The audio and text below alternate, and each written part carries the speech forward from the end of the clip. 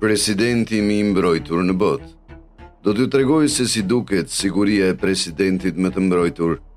Pa shaka, kjo do t'ju lër pa fjalë.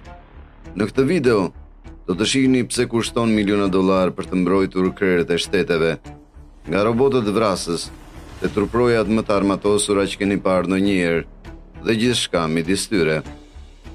Deri te presidenti më I varfër në botë, Jose Mujica I Uruguayit, në nivelin 1.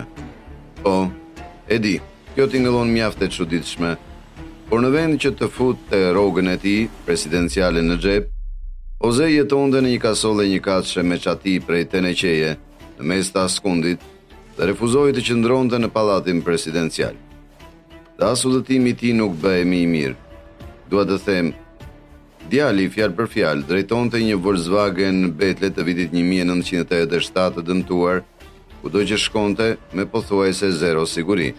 Ky ishte vetëm niveli I parë. Në çdo nivel shtesë, siguria bëhet edhe më e fortë, duke përfunduar me presidentin më të mbrojtur në planet, niveli 10. Presidenti I Francës, nga ana tjetër, nuk po ecën tamam si Jose, sepse Macron ka një ekip sigurie të plotë që e ruan çdo ditë.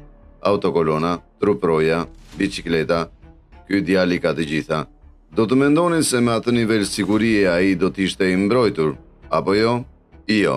Në vend të kësaj, ai ka marrë goditje majtas, djathtas dhe në qendër, si herën kur ai u bashkua pa dashje goditjes me shpull në fytyrë, ose kur është qelluar me vezë, madje edhe me domate, stil mesjetar francez.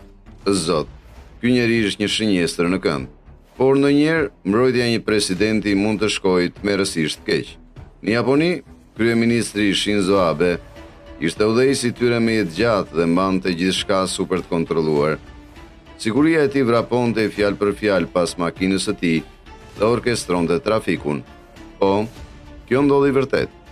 Por në fund, kesh kontroll mbi rrugën nuk ishte mjaftueshme, sepse në mes të një fjalimi zgjedhor në vitin 2022, djali e gjeti veten, e po, e dini si përfundoi kjo.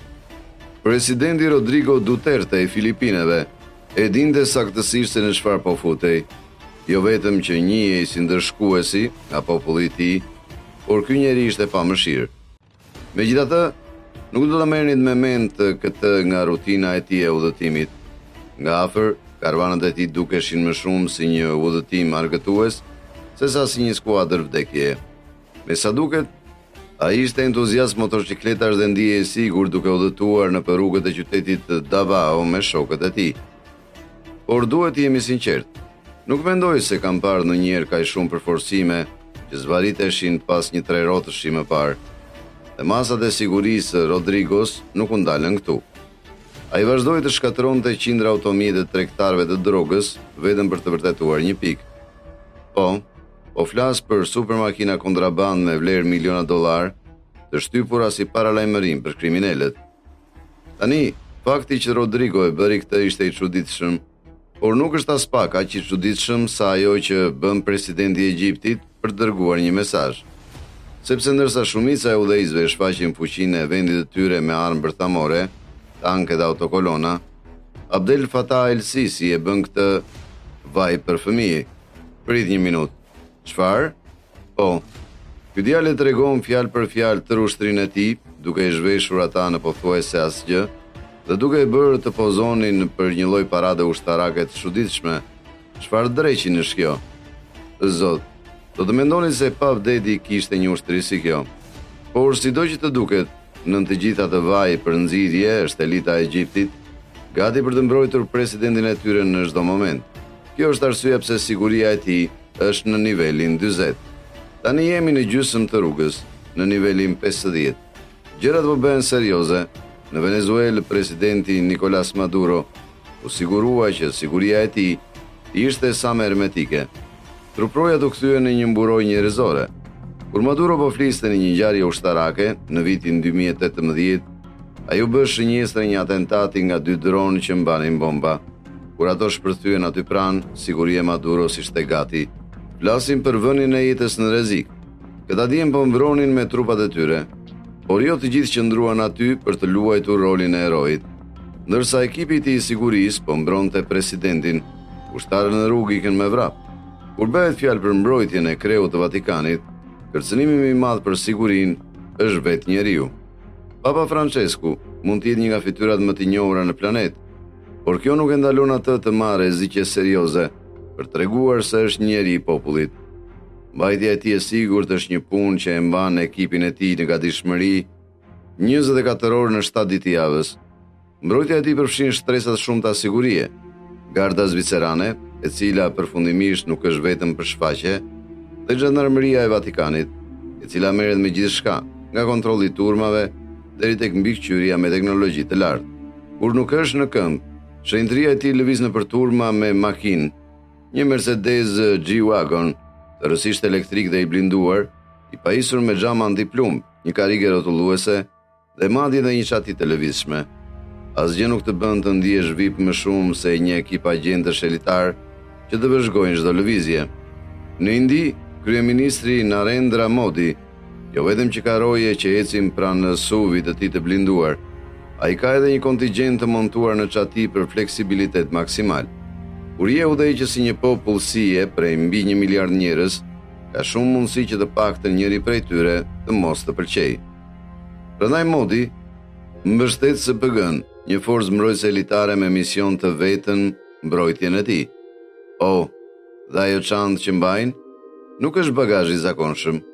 Është një çantë balistike që menjëherë zhndrohet në muroj antiplumb.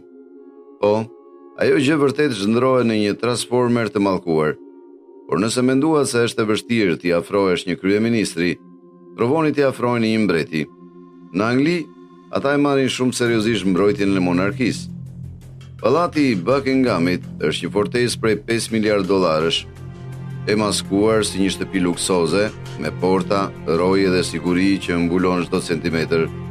Po garda e famshme e mbretit, ata nuk janë vetëm për foto, janë antar të plotë të ushtrisë britanike me licencë për të vrarë.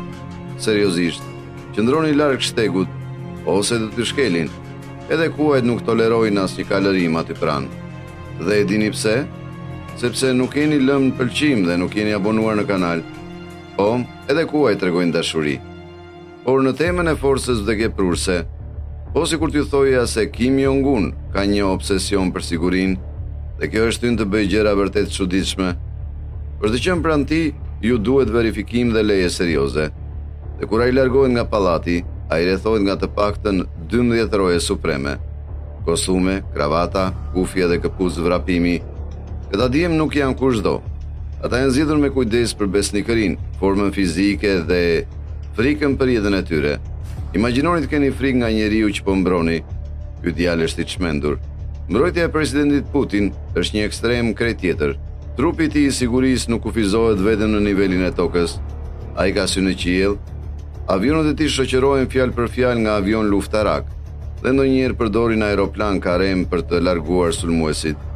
Autokolona e tij është një konvoj i blinduar që pastron rrugët nga çdo kërcënim i mundshëm. Për më tepër, Putini ka disa truproja me pamje të frikshme që vëzhgojnë çdo lëvizje. Dua të them, shikoni çfarë ndodh kur një kampion i dy fishte vë krahun rreth tij. Kjo mund të kishte shkuar shumë keq. Por duhet të flasim për njeri që duket se ka nevojë për siguri. Kolonel Mamadi Doumbouya, presidenti aktual i Guinës, nuk është vetëm kreu i shtetit. Ai është edhe udhëheqësi i forcave speciale të armatosura të vendit. Sa president rrotullohen duke mbajtur zjarr kaq të rënd, njeriu është një arsenal ambulant. Mamadi dhe skuadra e tij janë vazhdimisht të veshur me pajisje të plota taktike, të pajisur me AK dhe raketa edhës, edhe kur janë vetëm në gatishmëri. Nëse nuk do ta dija më mirë, do të mendoja se po shkoni në luftë, jo në një fjalim presidencial. Edhe një shëtitje e qetë nëpër qytet shoqërohet nga gjysma e ushtrisë. Dhe mos më filloni me rutinën e tij të stërvitjes. Ai kalon kohën e lirë duke ngarë biçikletën me një konvoj të tërë që e ndjek. Nëse jeni kurioz çfarë bën presidenti në kohën e lirë, tani e dini. Por dikush që përfundimisht nuk mund të rrezikojë një xhiro të rastishme me biçikletë, është presidenti Donald Trump. Gjatë dekadës së fundit, shumë njerëz shohin të kuqe kur shikojnë njeriu portokalli. Për Trumpin, siguria nuk ka kufi. Shumica e presidentëve kanë rreth 80 agentë në çdo kohë. Donaldi ka 300 truproja, ekipe kundër mbikëqyrje, njësi kundër snajperësh dhe skuadra kundër sulmi. Nëse ekziston një kërcënim, dikush është gati të ndalojë menjëherë. Shkojmë në vitin 2024. Pas rizgjedhjes së tij, edhe një udhëtim në fushën e tij të preferuar të golfit, vjen me një ekip të plotë të shërbimit sekret. Dhe kur është në shtëpi, Mar-a-Lago është ndruar në një fortesë, qindra agent me rotacion, patrullat e armatosura të rojës bregdetare dhe madje edhe qenë robot. Ky është trajtim miliarderësh presidencial, por Trump nuk është i vetmi që bën gjëra të mëdha. Kur Erdogani i Turqisë del në rrugë, ai nuk forcon vetëm konvojin e tij. Ai nxjerr një autobus beteje. Ai është një fortesë mbi rrota, automjete të blinduara, roje të montuara në çati dhe helikoptere që fluturojnë sipër. Çfarë vjen më pas? Sigurinë në nivelin e Kim Jong-un? Prit. Ai është tashmë atje. Diktatorët duhet të fillojnë të mbajnë shënime. Dhe tani është koha për nivelin 100. Një njerëz aq i mbrojtur saqë nëse grindesh me të, grindesh me një kom të tërë. Kur bëhet fjalë për lëvizje pushteti, Xi Jinping i Kinës nuk bën gjëra të vogla. Ai është udhëheqës botëror dhe kreu i shtrisë më të madhe në tokë, mbi 2 milion trupa në dispozicion. Kjo nuk është thjesht siguri, është një shtet i tërë në gatishmëri. Shikoni paradën ushtarake të 70 vjetorit të Kinës, me madhja në histori, tanke, avion luftarak, raketa, gjithçka përveç një ylli të vdekjes që lëviz në përsheshin Tiananmen. Asgjë e tij nuk është thjesht normale. As përkthyesi i tij nuk mund të afrohet pa leje. Në rregull, Xi e kuptuam. Ti e qeni kryesor. Kur je sigma përfundimtare dhe udhëheqësi një prej kombeve më të fuqishme në tokë, nuk mund të marrësh rreziqe.